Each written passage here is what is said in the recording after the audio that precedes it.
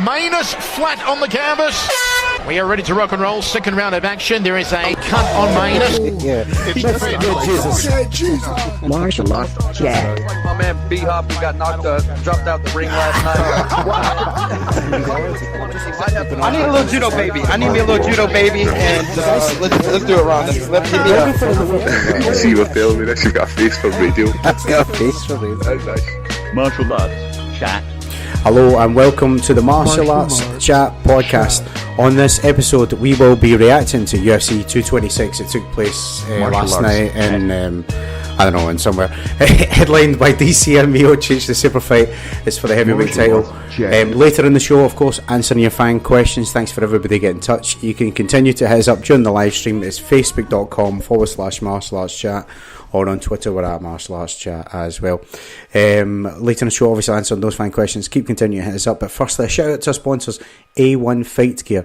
A1 Fight Gear use the latest cutting-edge boxing gloves for professional and amateur fighters, gym enthusiasts and kickboxers. So local and national gyms in the UK. Do yourselves a favour, go to a1fightgear.com.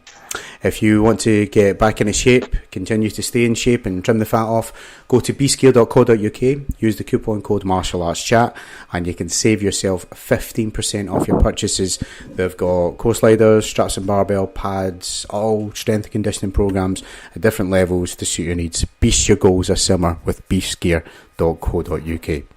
So to the panel tonight, I know Mustato because the man's statistical knowledge always blows me away. He's from the corner of Kobe. It's my man, Kobe. How you doing, sir? Really good, man. I thoroughly enjoyed WrestleMania 226 last night. So still reeling in the aftermath of the end of that show. That's it, mate. We're going to get that in spades later, my friend Will said. From the main event, it's the greatest thing coming out of Lubbock, Texas, Mr. Kevin Jones. Kev, how you doing, my friend? There's an old saying in West Texas that if you don't like the weather, just wait a minute. And that's what we're experiencing down here today. But I'm doing great, man. I'm triple fisting. Triple fisting. Good to have you on, mate. Finally, new to the show from MMA Takeover, it's Davidson Baker. DB, how you doing, my man? Doing fantastic, man. I saw USADA standing behind Brock Lesnar last night in the octagon when he walked in, but not really sure.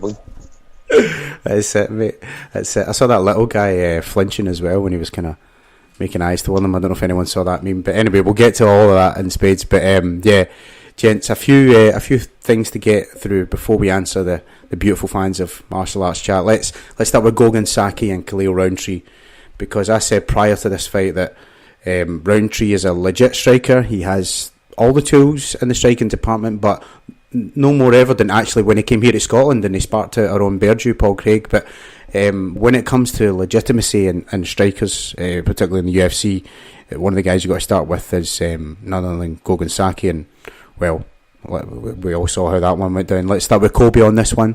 Kobe, I guess maybe the lesson learned here is MMA striking is very different from kickboxing striking, isn't it? Absolutely. That you hit it right there, nail on the head. It's two different sports. I was not super high on Saki coming in to the UFC just because he spent a lifetime perfecting one craft. And like you said, it's two completely different sports.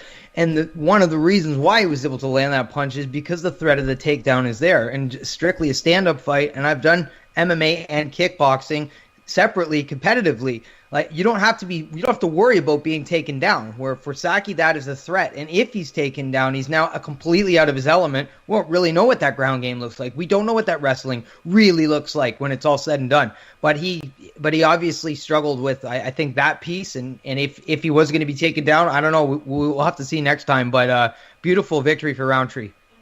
Absolutely, mate. Kev, give me your thoughts on this fight, Saki versus Roundtree. What do you make of it all? Gokan Saki's name sounds like he should be in a Pokemon ball. You know? I can't get over that part of it. Man, I don't know a whole lot about Saki. I've never been overly impressed with Roundtree, and I think time will tell on him.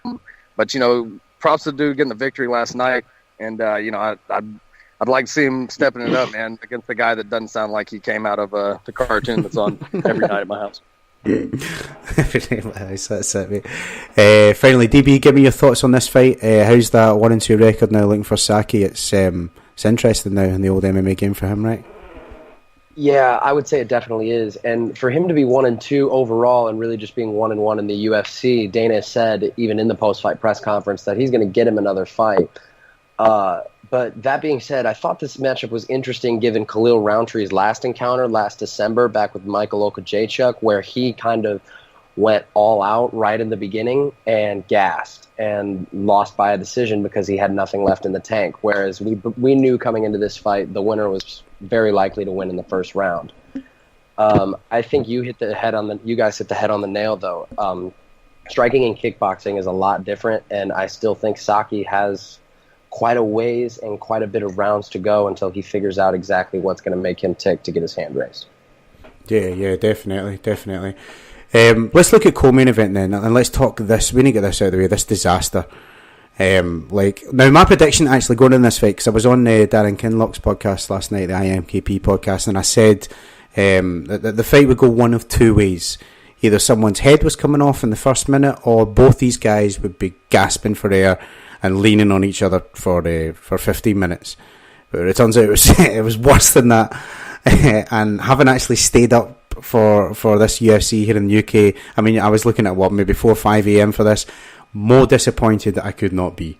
So, I mean, Joe Rogan, I think he was saying it was like one of the worst fights he's ever seen. I mean, it's up there. It's definitely up there for sure. I'll start with Kev on this one.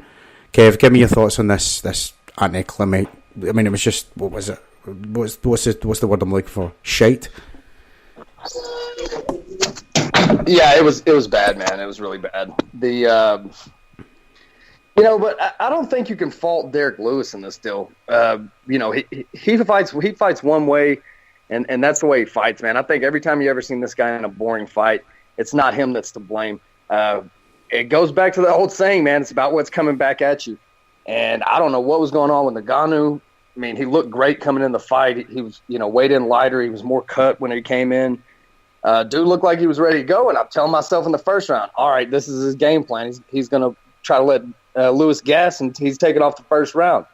And going in the second round, I'm thinking maybe he's taking off the second round. His plan is to smoke him in the third. Like, that's a really dumb fucking plan in a 3-round fight, but maybe that's what his Cameroonian ass is doing. And then, going in the third, it was just more of the same, dude. The guy was just not fucking throwing, not engaging, and I didn't know what to make of it. You're coming off a loss, fighting for the title, man. It's time to get back on the horse. And he just did not look like he wanted to be there, man. One thing I can say, the positive that I'm looking at it, Black Beast in this hoe, H-Town got a victory. Anything that's good for Texas is good for us, man. So, I've always enjoyed Derek Lewis, and I've always enjoyed listening to him talk, and most of the time I like watching him fight, but not, you can't fault Black Beast for what happened in that fight last night, man. He goes out there and tries to fight every time, and when a guy will not engage with you, it's hard to fucking make a good fight. Yeah, that's period. I mean, I guess so. He was at least throwing. He's been cautious because of the raw power of Ngannou. Ngannou didn't throw anything. But, it does take two to tango, right? Overall, the fight was just... I want to say one to forget, but I guess that's the politest way I can... I don't know. You're only going to dance as good as your dance partner does. You know what I mean? It's fucking strange, man. I mean, going into this deal, that's the fight I was most excited about seeing, man. I figured we got close to 600 pounds of men coming into that fucking ring. Yep. And, it was just anticlimactic is not a strong enough word for it, but the vocabulary slips me. Yeah, same, mate. Davidson, how did you suffer the co-main event of UFC 226, mate? Slowly, man. Yeah. Slowly. A few things that I took from it more than anything else. One was listening to the corners in between each round definitely helped me kind of at least get a clue on Derek Lewis's side. The guys at Syndicate MMA that were cornering Francis Ngannou because he recently just started training there. They told him after round one was over, it's like, all right, Francis, let's let those hands go. After round two, he's like, all right, man, come on, let's let those hands go. And Derek Lewis sits on the stool after round one is over, and he's like, man, my back's killing me. So On Derek Lewis's part, we got a guy who's obviously we've known that he's pulled out of fights the day of fights with back issues in the past. And then with Francis Ngannou, it still kind of bewilders me, and I think the explanation that I can point to the X on the map to is that he is so afraid of getting tired like he did in his last fight against Stipe. And that's my only logical explanation for maybe not putting his foot on the gas at all. I mean, Rogan kind of sort of hinted at that. It was like that possibly that fight's changed him, or maybe was it Rogan? Someone in the commentary team said possibly that fight has changed him for good. You know, you might be looking at a different approach from then on. Man, I hope not, because that's what got him in the number one contender position in the first place, right? He was just tearing stuff up, and I don't care if he doesn't know jiu-jitsu. I don't care if he doesn't know how to shrimp. Like, fucking, they will brought you to the dance, man. Just fucking go in there and try and tear people's head off. Don't stand like it's what was that one? Was it Wonder Boy and Tyron Woodley? Oh God, man! It was. I mean, it was even more standoffish than that. Maybe not Wonder Boy and Till, but Wonder Boy and. But that's the thing sometimes, though, and I'm glad you brought up Wonder Boy, is when someone is inside the octagon that is such a high-level striker and his capabilities are on another plateau, so to speak, as far as when the fight is standing up, you have to be extra careful, and sometimes these guys are just too careful. And obviously, you know, I like what Rogan said at the beginning, because Rogan said something that we all thought was going to, you know, come true. He said right at the beginning of the fight that it was a make one mistake and it will cost you dearly type battle. Yeah. And I think both guys were just too scared to make a mistake. But with good reason, though. It's heavyweights. I mean, I get it. You know, I'm not an idiot to it, but yeah, it'd be nice to just see more engagement, though. You know what I mean? Finally, let's get Kobe's reaction on this. I can't wait to hear this. Kobe, your reaction on this utter rubbish. First of all, when they don't give anybody the mic after the fight, you know it was fucking bad. Like, Derek Lewis didn't even get to say anything. But for me, this was painfully obvious what happened here. Francis Ngannou has a psychological roadblock. I don't even think it's that he doesn't want to get tired. I don't think he wants to be taken down. I think he is worried about what's going to happen if he puts himself back in that scenario, because his grappling and wrestling isn't at the level it should be, and Derek Lewis on top is a fucking nightmare. And if you look at the footwork, it was Francis Ngannou moving out of the pocket over and over again. I won't put all of the fault on him, but Derek Lewis was trying to engage much, much more. I think Ngannou threw 46 total strikes, and Lewis threw 54. So I think Derek was, a plus 12 or something? Like, there wasn't much activity out of either side, but I think Francis Ngannou has definitely ran into a psychological roadblock, and I think until he gets over that and figures that piece out, I mean, we're not going to have, and nothing's going to change. And it's funny because Dana White praised this guy like he was the second coming of fucking Cain Velasquez, right? Until he gets a title shot. And then right under the bus he goes. Oh, he was having an ego issue, and UFC personalities were picking up on it. It didn't look like ego to me. It looked like I don't want to use the word fear. The man's a monster and he's a professional fighter. But it looked like he was tentative and worried about being taken down more than anything. Yeah, no, absolutely. Yeah, that's exactly right. I mean, we've covered it all there. I just hope it's not that permanently. That's what I'm saying. I hope maybe he reassesses this fight and changes it back to the way he was, because we're missing out on a specimen there, that's for sure. Guys, let's talk main event. We've got I called it, baby. DC's the new champ. We had some WWE style promo at the end. Looks like it's going to be a Lesnar versus DC later this year. Let's start with Davidson this time. Davidson, DB, give me your thoughts, your reaction to firstly the result, and then your reaction to some of that aftermath as well, mate. Man, the result was not what I expected at all. Just because I thought that if Daniel Cormier was going to win this fight, the large narrative that was carried across a lot of people going into this fight was that Cormier was going to use his wrestling, and I think what what's driven me crazy throughout the build-up to this fight was when people said that Daniel Cormier couldn't wrestle heavyweights. I actually heard that said by people before. Same. And, I mean, if you really think that Josh Barnett must not be a heavyweight then, because I saw him throw him on the top of his head. Yeah. That being said, then you start hearing all of these things about how, DC's knocking everybody out in camp and, Javier Mendez, they've got a different type of power puncher when Cormier not even comes in heavier on the scale than usual, but heavier than Miocic did on the scale. Mm-hmm. Man, I mean, to talk about the legacy long-standing, because we're going to get one, if not two, at the max more fights from Daniel Cormier before he hangs the gloves up.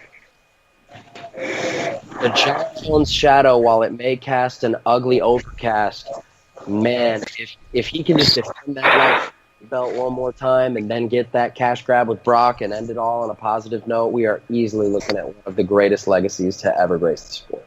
Yeah, man, it's up there for sure. It's in that discussion now. Kobe, how about you? Was this a shocker for you, mate, and you?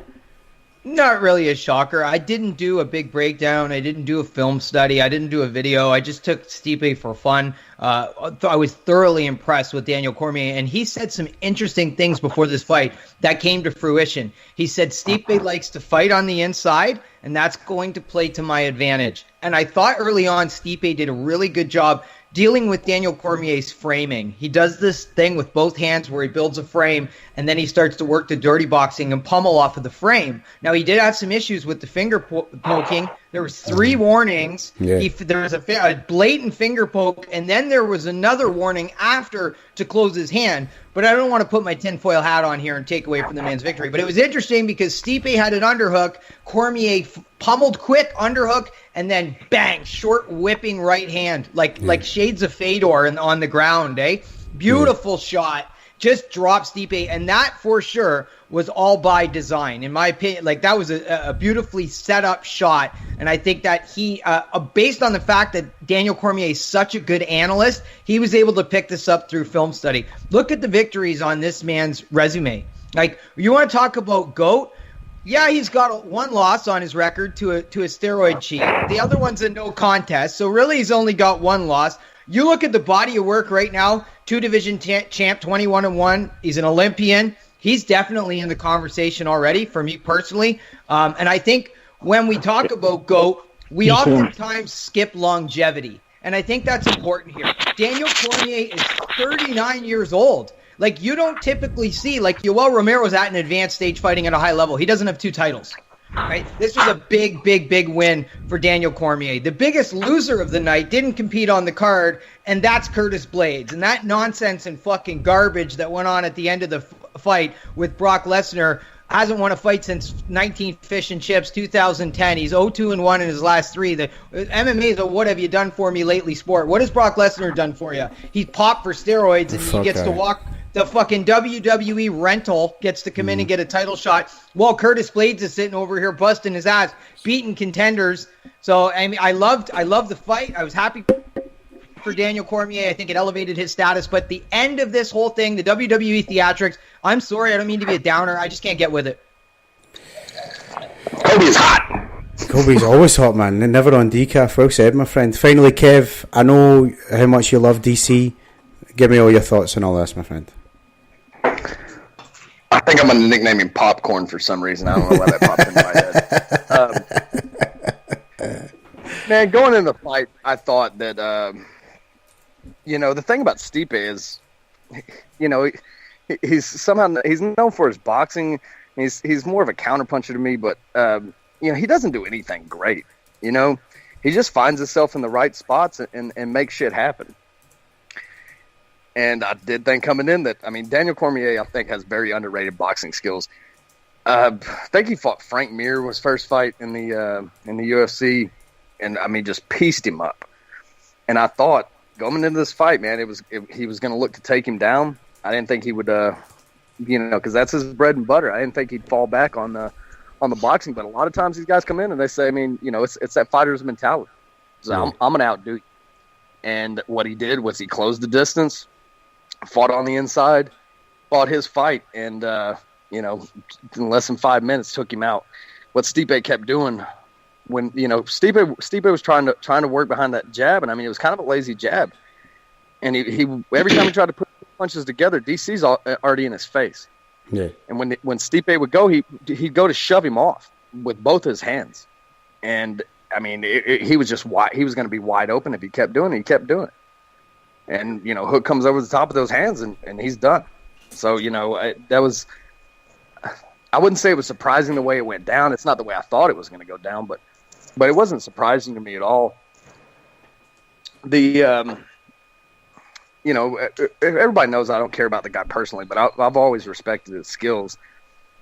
To me, Kobe is going to strongly disagree with me on this deal, but to me, it's John Jones, man. John Jones is still the greatest. I don't give a shit if he was what he was taking. And to me, man, it's really kind of hard for me to it's let me get my pom poms out for John Jones. So since we're talking DC, yeah, baby, it's hard for me to look down upon somebody. I mean, that's his ass on the line. And that's his paycheck on the line when he gets in there, and he's doing something to elevate and make his posterity of his career better. Then I'm not going to hate on the guy for that. And when you've lost to the guy twice for the belt, one of them that you're holding, I'm not going to say that you're the greatest all time.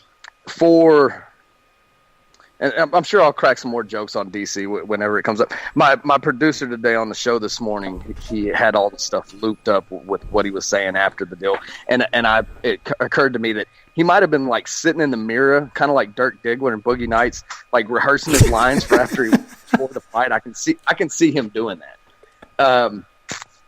So as far as for my favorite punch of the night though wasn't that right hook. It was actually the straight right that Brock Lesnar threw into the camera to break that shit. Yeah, that was if you pull out the Beast Incarnate and put him in the cage, you're going to have to lose. You just lose a camera. You're lucky. Cameras are gone. Fucking the guy's a fucking madman, dude. I picture him like walking around in those Jimmy John trunks with no shirt on, like when he does his grocery shopping up in. Of course he does. Yeah. Yeah, I mean, fucking no doubt. Like it's snow outside, and he's just strolling around with fucking, Yeah, why would he? Of course he does. If he's putting anything on, it's sleeveless. Oh yeah, oh definitely, no doubt about it. Where does he live? Minnesota? He lives somewhere like North Dakota or some crazy shit. I think he lives in Canada. Yeah. Well, I don't want to offend my Canadian brother, Kobe. No, we love the Great White North. It's cold. I'll say that. Did you see the size discrepancy in Brock Lesnar and fucking Daniel Cormier? I cannot hate this fight, man. I mean, I know as well as anybody else does he doesn't fucking deserve a title shot. Yeah. This shit moves the fucking needle, dude. I thought it was something that we needed, man. I thought that instead after the fight was something we needed. I thought it was hilarious. I can see being mad about it, but it's kind of like you can do two things about it: nothing and like it. And another saying that one of my friends has is you're either gonna do it or you're gonna do it crying, but you're gonna do it. Yeah. And that's what we are seeing. So let's get the hype train rolling for my man, the gravy train, Brock Lesnar. I know his record sucked, but back when he was winning, man, I rode the fuck out of that thing. Don't forget. He's still. They've said that he's already been somehow already inserted into the testing pool, but there is a 6-month window, and there is a clause in the policies and procedures manual that doesn't allow him to bypass, or the UFC won't be able to do what they did last time. So he's got at least 6 mo's, and he's going to have to test clean because let's face it, the guy inside the cage last night was fucking juiced to the gills. So he better get his doctor ready to do some blood doping and swapping and clean himself up before he fights Daniel Cormier. Yeah, man, Kobe, you know that man is high on life. I love it, brother. I love it. Just dedicated to health and a good workout regimen. Yeah, no growth hormone. Yeah, that's it. Just horse meat. I heard he eats whole goats for dinner. The whole thing. Why not? Eats them eyes first, so they can't see what's going on. It was a DC joke, because DC's the GOAT. Oh, man, I'm so thick. It's over your head, dude. I'm sorry. That was too much inside of my head, I think, for that joke. Well played. Well, gentlemen, let's move to the final part of the show. It's answering fan questions. I'll remind the panel of the one rule we have on Martial Arts Chat, and it's simply don't wait your turn. The floor is yours, guys. So if you're ready, we'll start with let's start with Facebook this week. We've got Dead Stag. That's not a real name. Dead Stag. What I find interesting is the fact that John Jones in many ways tarnished DC's career with their 2 fights, but now DC has tarnished John Jones's career by doing what John should have done. Had he not messed up so many times, I think it's a beautiful thing. I'm so happy for DC. Give her, Kevin. Put your pom-poms down for DC, bro. We don't need... We, you know, man, and I can't... The fucked up thing is I cannot deny any of this shit. I mean, the guy's resume speaks for itself, and, you know, but, you know, I will just point to them 2 blemishes. 2 words for you. One blemish. One of them. One no contest. So, not 2. Well, you know, this, like I told somebody the other day, this isn't baseball. We're not putting an asterisk next to people that were juicing it. This is fucking fighting. People have been taking whatever the fuck they could take for as long as they've been taking it. I'm running out of firepower on this deal. The fucking guy just keeps winning. Wait till Brock Lesnar fucks this DC up popcorn. No, I don't think it's going to happen, man. No, I can't see it happening. Let's see. Where's we got? Preston Vaughn says Costa needs to be drug tested more than he is now. He's 100% on the juice. Well, he looks like a big boy. I don't know if he's on the juice. Oh my lord! I'm not disagreeing. He looks like Hercules, man. Who was it? It was the fight with him and Johnny Hendricks, and I was like, "Good God, look at the difference here." Remember that? That was it last year. Yes. Oh. Johnny Hendricks looks like he just got out of the McDonald's drive-thru, and I think he did. Swear. That's the thing. That's it. Let's move on. Who we got? Facebook. Michael Douglas. Oh, I wonder if it's Lee. Probably not. Michael Douglas says Brock is going to wake up back in the WWE after DC puts him to sleep. He's going for a Brock TKO, guys. What do you think? Brock's a big man. He's a big man, dude. You know, if you got that freight train running at you, you better get the fuck off the tracks. DC can definitely piece him up, dude. But I mean, there's always going to be this threat. But when that horn sounds off, he takes off running across the cage. And if he puts one of those limbs on you and takes you down, it'll be painful for a while for you. You know, but we obviously know he doesn't like getting hit. But I could definitely see him rolling around in his turtle shell on the ground. DC kind of looks like a turtle too. You know what he kind of looks like is Ducky off. Y'all remember Land Before Time? Oh yeah, dinosaur Ducky. Yeah. He looks like fucking Ducky. Oh, he's Ducky. like Ducky. Oh my! That's gonna be the new meme now. Ducky. Is that the one that goes? Oh no! Better Ducky under that fucking tackle that Brock's gonna put on his ass in 6 months. Let's move on. Let's see what we got. We'll go to Twitter at Kanye East. I'm not sure how fans could be upset with Derek Lewis. He was throwing. Did we want him to recklessly blitz in and get slept? I guess we kind of talked about this earlier, but yeah, you're probably right, mate. I mean, I don't know about throwing. Now, did he amass more volume than Ngannou? Yes, but like I said, you know, his back was acting up. He didn't look like himself even. Then how many jumping switch kicks did we see? He did, yeah. There was about 4 or 5 of them, right? Yeah, those switch kicks. That's right. Yeah. Yeah, for a big guy, man, he does well to throw those. Yeah, I don't know. Less said about that fight, the better, man. I don't even want to speak about that. Let's move on. My good friend Matthew Penny at MMA Nature says, where is it going wrong for Saki with his transition from kickboxing to MMA? Inside the cage. The small gloves, I guess? Is that what makes the difference? It's the threat of the takedown. I mean, it's 2 different sports, right? Like when you're a stand-up guy and you're super comfortable and you've spent your whole life sharpening one weapon, and then all of a sudden, if you get taken down, and that's always in the back of your head as a striker, like we see the predominant winners amongst in the UFC. We see, look at all of the current champions. They can all wrestle and grapple. Every single one. Like, you're not finding too many just strikers who are world champions. And I know he's not looking to be a world champion right now, but he is fucking way behind the 8 ball. He'll never catch up in that regard. So that's always in the back of the head. So I think it's part of it is a psychological thing. It's just going to take time. Will it ever happen? We don't know, but it's a work in progress. I'll say this too, referring to like what Kobe said about not being comfortable. I mean, you just don't got to look anywhere but look at their feet. You know, the way you got to stand when you're fighting an MMA fight is totally different than what this cat's been doing his entire fucking life. You know what I mean? Sure. And he's not fucking and when he's conscious of it all the fucking time. That, hey, don't fucking revert back to your fucking your old stance. You know what I mean? And that's why it's so hard for a lot of kickboxers to come over, man. I mean, you see them come over and they got hype and they flop. Some of them don't ever recover. And I mean, Kobe's dead on with all that shit. But who's your man that was on Friday night at the Tough? Adesanya. I mean, come on. That's the first time I've actually got to sit down and watch that guy. Good God.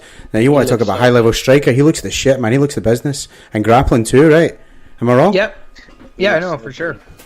Another thing is, too, man, that these guys that, they come over when they made their name in other combat sports. Sure. And UFC will fucking throw them to the wolves quick. Mm-hmm. You know, there ain't no way. I mean, that dude got 3 fights.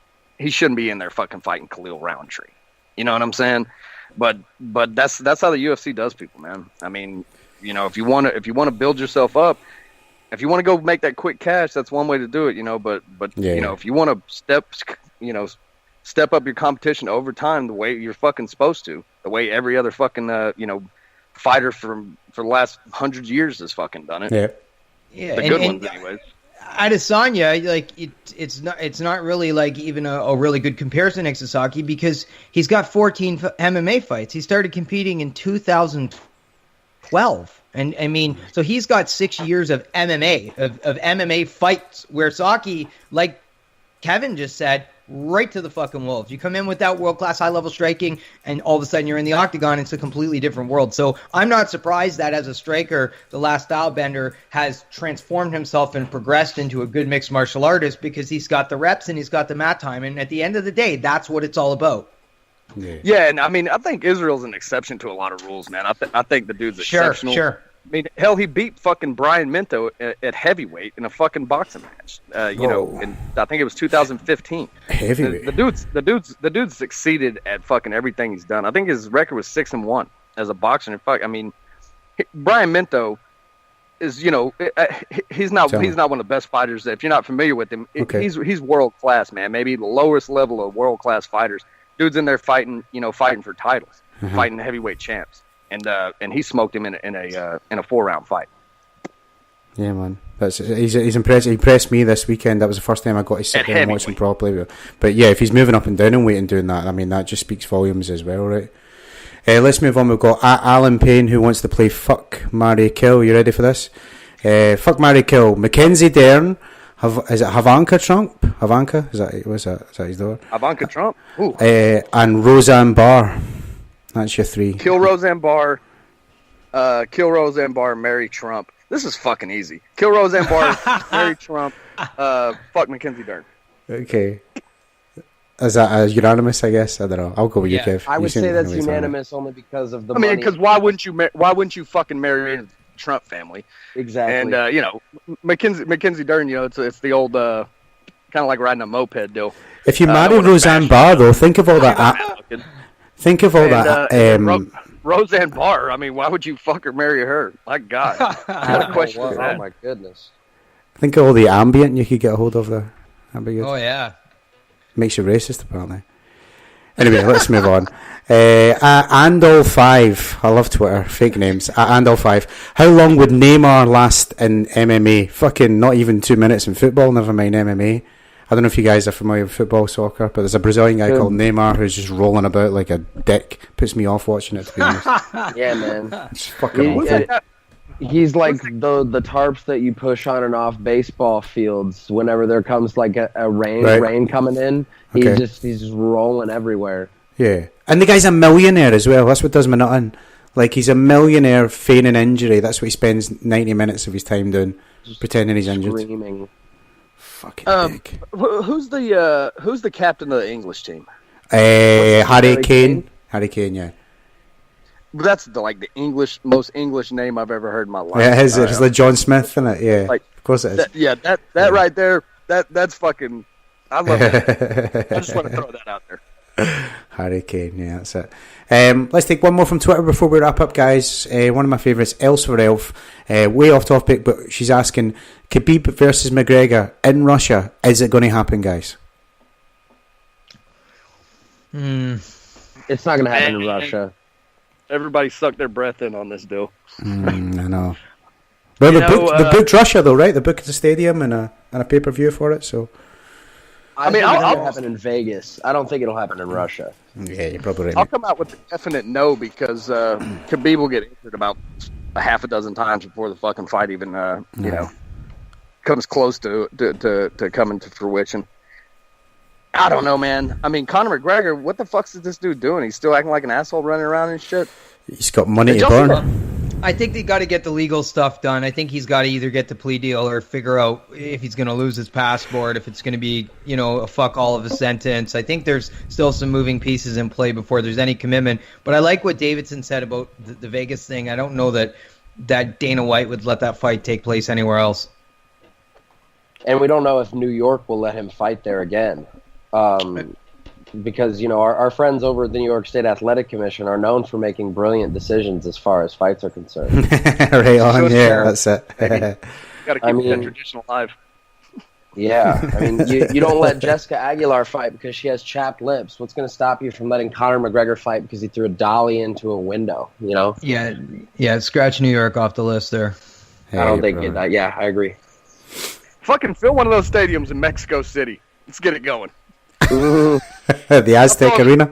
Wild card out there, bro. That's it. Cardio won't be an issue at all. No, absolutely not. Get Cain Velasquez on there. How long till he pulls it? Him and Holloway, probably. Put it down in Brazil. They love Conor McGregor down there. Love it. Him and Chael Sonnen, right? That's it. There you go. Well, there you have it, guys. UFC 226. It's in the books, let's say that. It looks like Brock Lesnar is coming back, hopefully minus the steroids this time, and to take on all fried chicken himself, Daniel Cormier. But at this time, I want to extend my thanks to the panel. Firstly, to Mr. Kevin Jones of the Main Event. Kev, thank you very much for your time, sir. Clear listeners up on Double T 97.3.